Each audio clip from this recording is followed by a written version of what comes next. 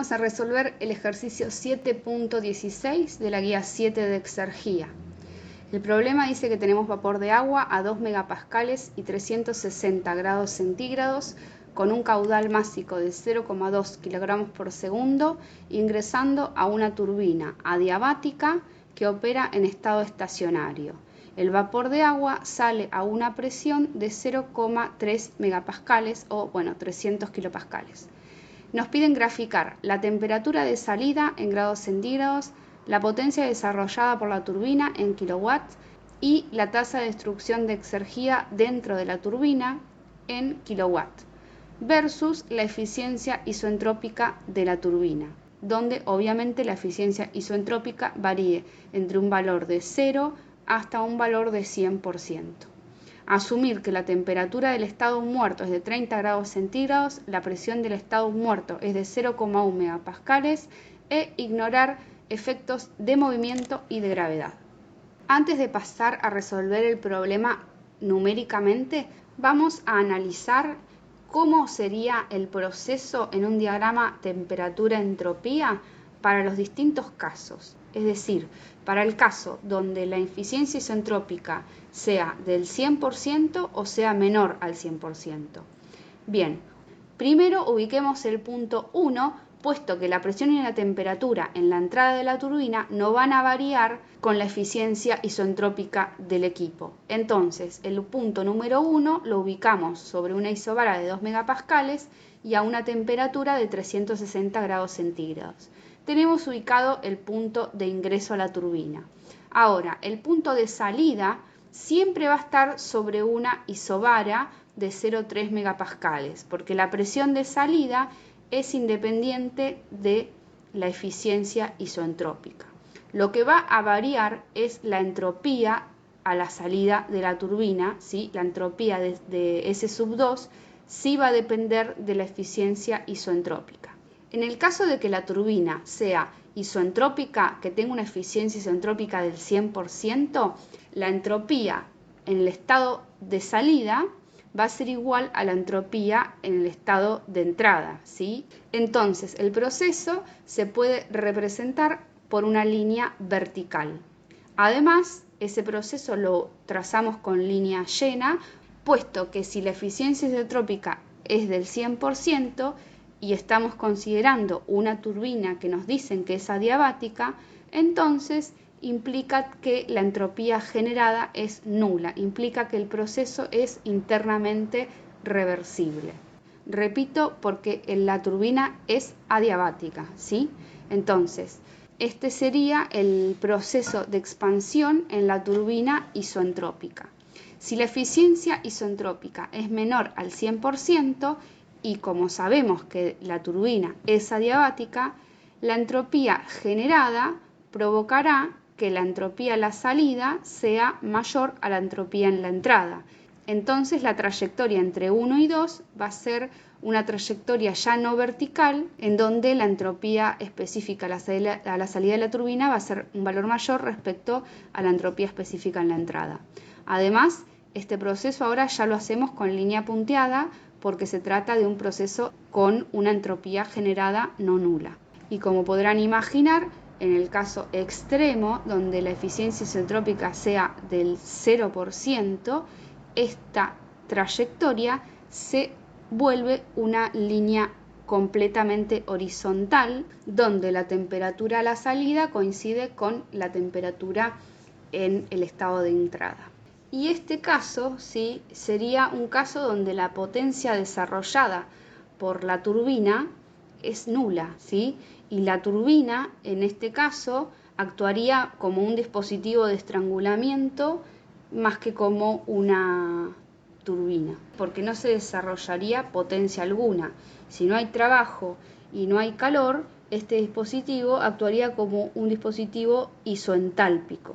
En este caso de eficiencia isentrópica del 100%, es el caso donde la potencia desarrollada por la turbina es máxima, ¿sí? Y la exergía destruida es la mínima, es decir, es completamente nula, ¿sí? Es un proceso internamente reversible. El caso opuesto sería una eficiencia isoentrópica del 0% y bueno, este caso implicaría que no se desarrolla potencia en la turbina y el equipo, más que como una turbina, actúa como un dispositivo de estrangulamiento isoentálpico, ¿sí? Porque como no hay transferencia de trabajo ni de calor, la entalpía final e inicial serían las mismas. Bueno, entonces, primero determinamos las propiedades específicas de los estados inicial y final. Del estado inicial, como sabemos la presión y la temperatura, si vamos a las tablas de vapor, vamos a determinar que el estado 1 es un estado de vapor sobrecalentado, donde la entalpía específica y la entropía específica la vamos a leer de la tabla de vapor sobrecalentado. Respecto al estado final, sí es un estado que va a variar dependiendo de la eficiencia isoentrópica de la turbina. Si la eficiencia isentrópica fuese del 100%, la entropía en el estado 2 es igual a la entropía en el estado 1, que es igual a 6,9917 kilogramo Kelvin. Y este valor de entropía lo comparamos con las entropías del líquido saturado y del vapor saturado a 0,3 megapascales. Comparación que nos permite determinar que el estado 2 isoentrópico es un estado de mezcla, puesto que la entropía es un valor que está entre la entropía del estado líquido saturado y vapor saturado. Entonces vamos a determinar primero el título de esa mezcla para luego calcular las demás propiedades.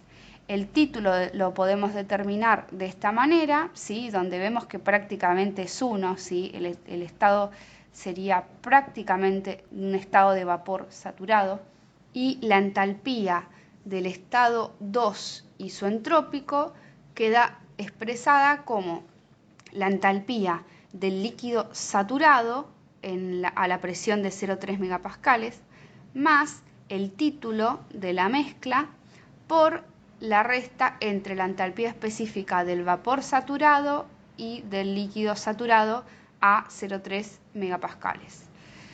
Bien, si planteamos un balance de energía en el volumen de control en estado estacionario, como la turbina es adiabática, la potencia desarrollada en la turbina nos queda que es igual al flujo másico por la entalpía específica en la entrada menos la entalpía específica en la salida. Por otro lado, la eficiencia isentrópica de una turbina se define como el trabajo real respecto al trabajo máximo que desarrollaría la turbina, ¿sí? Como ya vimos, el trabajo máximo que podría desarrollar esa turbina sería cuando la eficiencia isentrópica fuese del 100%. Entonces, reemplazando en esta expresión, lo que va a variar es la entalpía a la salida, que sería una entalpía de salida que la denoto con un subíndice S. Entonces, lo que vamos a hacer es reemplazar esta expresión en esta de manera de obtener una ecuación donde la potencia desarrollada en la turbina me quede en función de la eficiencia isoentrópica. Bueno, y esta va a ser la ecuación 1. Por otro lado, si hacemos un balance de entropía en nuestro volumen de control en estado estacionario, como la turbina es adiabática, nos queda que la entropía generada, ¿sí?, sería igual a el flujo másico, M punto, que es el mismo de la entrada y la salida, por la entropía de salida menos la entropía de entrada, ¿sí? Entonces, considerando que la exergía destruida por unidad de tiempo se puede expresar como la temperatura del estado muerto por la entropía generada, que la reemplazamos por este término, M punto por la variación de entropía del sistema, nos queda una expresión de exergía destruida en función de entropías. Esta ecuación la vamos a llamar 2. Entonces, tenemos expresiones, ¿sí?, de potencia desarrollada y exergía destruida que van a estar en función de la eficiencia isoentrópica de la turbina. Bien, ¿cómo vamos a resolver para distintos valores de eficiencia? Por ejemplo, si la eficiencia isentrópica es del 80%, la entalpía en el estado final la podemos obtener utilizando la definición de eficiencia isoentrópica de la turbina. Y teniendo entalpía final y presión final, podemos obtener la temperatura y entropía en el estado final, ¿sí? Utilizando tablas de vapor sobrecalentado, en el caso de que estemos en un estado fuera de la campana, o utilizando tablas de vapor saturado en el caso de que el estado final quede dentro de la campana. Entonces, utilizando la ecuación 1 y ecuación 2, podemos determinar potencia y exergía destruida cuando la eficiencia es del 80%. ¿Por qué? Porque, repito, en la ecuación 1 reemplazamos el valor de eficiencia isoentrópica, ¿sí? Este término no varía porque es H1 menos H2 isoentrópico, así que este término no varía con la variación de la eficiencia isoentrópica. Y por otro lado, en la ecuación 2, lo que va a ir variando es la entropía en el estado 2, puesto que es un término que sí, como mencioné, sí varía con la eficiencia isoentrópica, cosa que se ve perfectamente clara en el diagrama temperatura-entropía. La entropía en el estado final depende del valor de eficiencia isoentrópica de la turbina. Una vez que entendemos el procedimiento, entonces vamos a repetir para diferentes valores de eficiencia isoentrópica, ¿sí? Podemos reemplazar con valores de eficiencia isoentrópica de 50, 30, 0, y entonces vamos a poder realizar diagramas temperatura, potencia desarrollada, exergía destruida en función de valores de eficiencia isoentrópica, ¿sí? Acá ya hicimos una regresión a los puntos y vemos que la temperatura a la salida de la turbina disminuye cuando la eficiencia isoentrópica es cada vez mayor. También esto puede verse en el diagrama temperatura-entropía. También vemos que a medida que aumenta la eficiencia isoentrópica, obviamente la potencia desarrollada en la turbina aumenta. Esto ya lo habíamos mencionado. Cuando tenemos una eficiencia isoentrópica del 100%, el trabajo desarrollado por la turbina es el trabajo máximo.